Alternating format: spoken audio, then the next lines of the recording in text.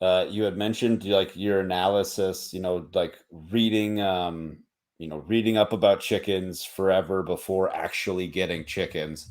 Hmm. And I've come to discover that that's a personality trait type of thing Yeah. where someone will, I need to know everything about this thing Yep. before I go and do it versus my person. Well, there's like, I think in the personality circle that I've heard there's like four of them. I think it's, oh crap, I forgot all the letters. There's whatever, doesn't matter. My personality type is like, I'm just going to go do it and Yeah. I'm just going to learn as I go and I don't need to um, read up much Yeah. beforehand. It's just an interesting thing how people feel comfortable in doing things. It's like, well, Yeah. I'm just going to try it, and if I suck at it, I'm just going to stop doing it or figure out how to get better. Yeah, that's so I guess I do it a few different ways because chickens were so foreign to me. Like uh even my friend growing up who had a farm, they didn't have chickens. And none of my family had ever had chickens.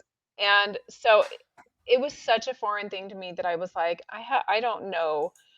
When you're planting a garden, you can stick a seed in the ground and hope it grows. But with chickens, you're like, what do I do to keep this thing alive? So that was one of the reasons I studied and studied and studied. Where gardening, I'm a little more reckless, and I plant things too close. But I'll be like this year's prime example of that. I, in limited space, I have a couple garden beds that just were not ready in time to use. We plan on doubling our garden, but this year wasn't that year. And um, because of that, I've had to like just jam things in my garden. I'm like, okay, survival of the fittest, whatever grows, grows. So, Right. um, but yeah, there are some things that, such as the kuni pigs I will be, well, I have researched a lot, but I will continue to research until we get them. And even then, I'm going to be so nervous. And my friend who has a farm out here, she has these, they're like, what are they? Baby doll sheep. They've got the baby Oh, doll face okay. or teddy bear face. I can't remember what they're called. And she was telling me how hard it is to keep them alive because I was like, I really would like sheep.